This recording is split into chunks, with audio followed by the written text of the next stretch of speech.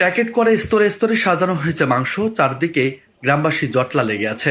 কেউ এক প্যাকেট, আবার কেউ কয়েক প্যাকেট যার যার প্রয়োজন মতো মাংস কিনে ঘরে নিয়ে যাচ্ছেন।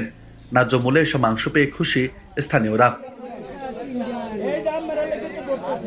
গ্রামবাসীকে অন্তত প্রথম রোজার দিনে সেহরির পাতে যেন মাংস থাকে সে লক্ষ্যে এ আয়োজন।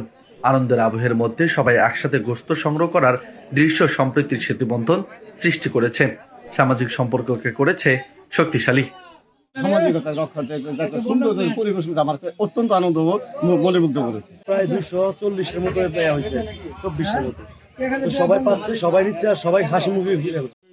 কিশোরগঞ্জের কটিয়াদী উপজেলার লোহাজুড়ি ইউনিয়নের কওমি মাদ্রাসা সংলগ্ন বাজারে বিক্রি হয় এসব মাংস।